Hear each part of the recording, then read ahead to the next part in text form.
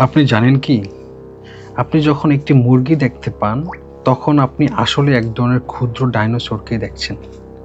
কি অবাক হচ্ছেন?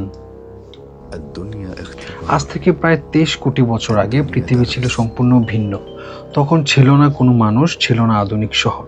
চারদিকে শুধু ছিল আগ্নেয়গিরির লাভা, ঘন জঙ্গল আর অদ্ভুত সব প্রাণী। ঠিক সেই সময় জন্ম নেয় এক রহস্যময় প্রাণী, ডাইনোসর। আজ আমরা জানব ডাইনোসরের জন্ম ও উত্থান সম্পর্কে।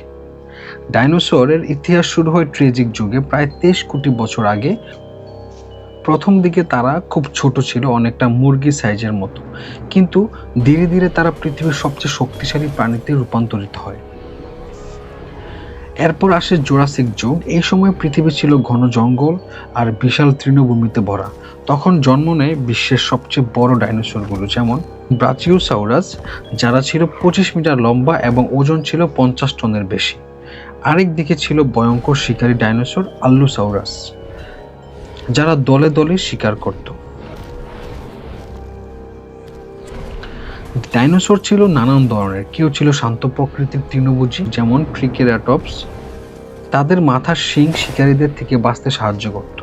কেউ ছিল ভয়ঙ্কর মাংসাশী, যেমন কিংবদন্তি টাইরানোসাউরাস, বা যেটাকে টি-রেক্স বলা হয়। এক কামড়ে তারা 100 কেজি মাংস ছিঁড়ে ফেলতে পারত।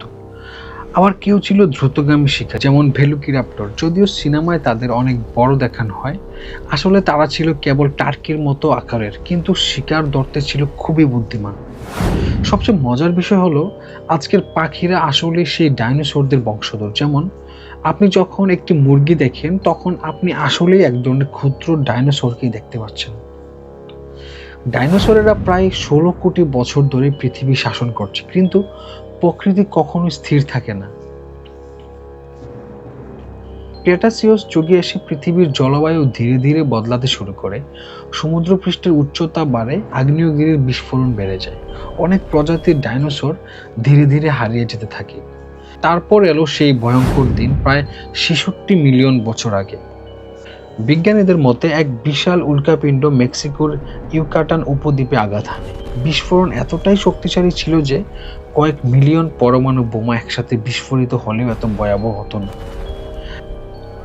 আঘাতের ফলে বিশাল অগ্নিকাণ্ড ছড়িয়ে পড়ে, আকাশ ঢেকে যায় ধুলা আর ধোঁয়ায়। সূর্যের আলো পৃথিবীতে পৌঁছাতো না, গাছপালা শুকিয়ে যায়, তৃণভোজীরা মারা যায়, আর তাদের সাথে সাথে মাংসাশীরাও বিলুপ্ত হয়ে যায়। এভাবেই শেষ হয়ে যায় ডাইনোসরদের রাজত্ব।